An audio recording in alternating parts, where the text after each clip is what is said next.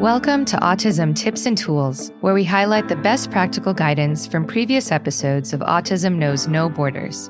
Whether you're a self-advocate, a family member, or a service provider, there's something here for you. I'm Rachel Harmon, a professional in the field of autism services, outreach, and advocacy, and the following clip is from my conversation with Maria Davis-Pierre. Maria is the mother of an autistic young girl, a licensed mental health counselor, and the founder and CEO of Autism in Black, Inc., a Florida-based organization dedicated to raising autism awareness and reducing the stigma within the Black community. Here's Maria talking about how to develop culturally responsive treatment plans, as well as how stress and burnout might impact Black families differently.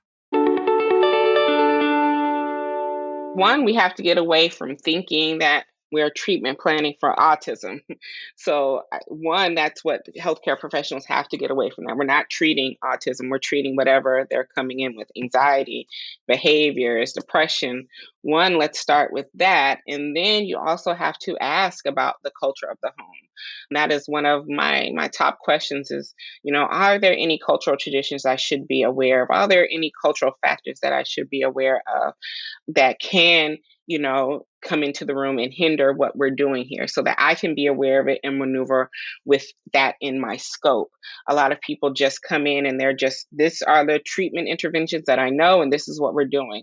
And when that doesn't fit, then it's oftentimes, oh, this person is resistant, this parent is resistant, rather than seeing that those treatment interventions didn't particularly fit with that individual. Mm-hmm. Yeah. That's so important to ask those questions to find out what's important to the family. Yes, most definitely.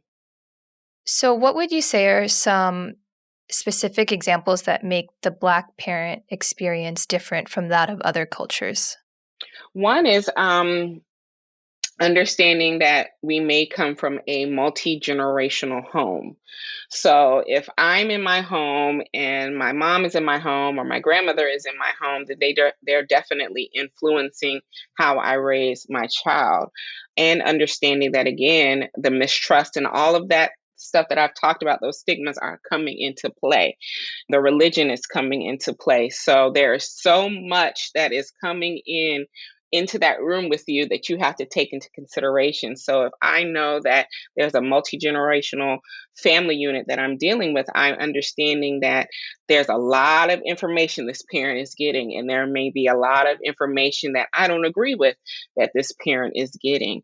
But if I come from the approach of, you have to do what I say and that's it, that is going to automatically lead this parent to feeling defensive instead of coming from a both and approach.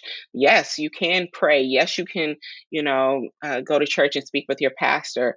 And you can also do the interventions that I'm coming in here with. So it's a both and rather than an either or situation. Understanding that I'm more likely to listen to the people that I trust in my circle, which are more than likely my friends, family, and my religious supports, rather than the healthcare community. So trying to take that away will lead me to be defensive. Also understanding that I may be struggling with my faith, and knowing that I'm allowing you in here to come in with interventions for my child, but now is God going to see me as not believing or trusting in his will? So it may seem like I'm resistant, but in fact, I'm struggling with you coming in here and how it's now going to be deemed by God. So understanding that there's so many things that can be going on within that home, and you may not be even knowing because it's, of course, not seen with the naked eye. Mm-hmm. Yeah, Maria, just as you're explaining that, it makes me think about a family that I used to work with when I was living in Oakland, California. And we weren't getting the level of commitment that we were looking for from the family. Mm-hmm. And, hearing what you're saying now, I'm thinking like maybe there was something deeper there that I wasn't seeing, that I wasn't aware of.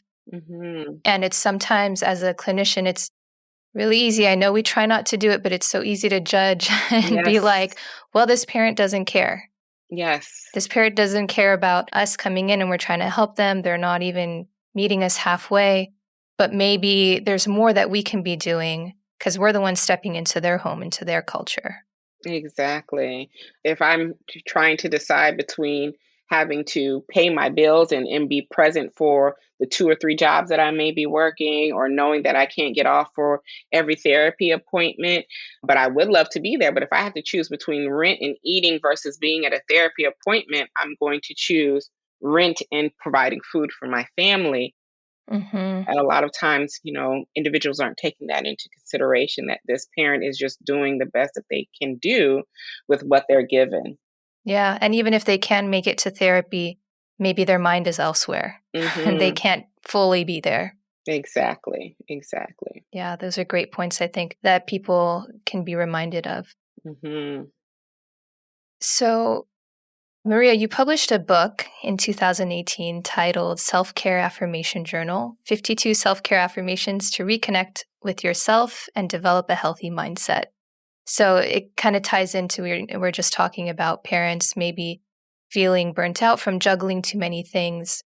And self care is important, for Mhm. all parents of children, especially those with special needs. So, how do stress and burnout impact the Black community differently? Oh, wow. This is a great question, one I love to get. It impacts us differently because as a community, we are not allowed to be tired. We're not allowed that. We're not afforded that. We're not given the grace. We're constantly told, pull yourself up by your bootstraps and work through it, push through it. There's the strong Black woman, that we have to be all the time. We have to continue to move forward regardless of what's happening. And of course, we know that we may be under a lot of stress because, one, being Black in America is just difficult in itself, and navigating that, and then all of the other things and stressors that we may be dealing with. So, of course, burnout and stress are impacting us at a different level, at a greater level, because we constantly are not afforded that grace to be able to deal with stressors before it gets to the point of burnout. And then when you add in the fact that you may be raising a disabled child, or you may be a caregiver for somebody else, we are constantly trying to push through that and be the best that we can be, and not allowing our own selves that grace, of course. And then it leads to medical then issues, which are greatly impacting the Black community. There's hypertension, there's cardiac issues, so all of that we're dealing with, and then we're still pushing ourselves to push through it, Hmm. rather than asking for help. Because, if you ask for help, then you're not a strong Black woman, instead of giving us the grace to say, no, being a strong Black woman is actually asking for help and knowing that I don't have to do it all. Thanks for tuning in to Autism Knows No Borders. Would you like to hear about how religion, misunderstanding autism, and distrust of the healthcare system contribute to misdiagnosis in Black American children? Follow the link in the show notes for the full conversation, and be sure to subscribe for more insights from people connected to autism, inspiring change, and building community. Let's work together to transform how the world relates to autism. Thanks for listening. Take care.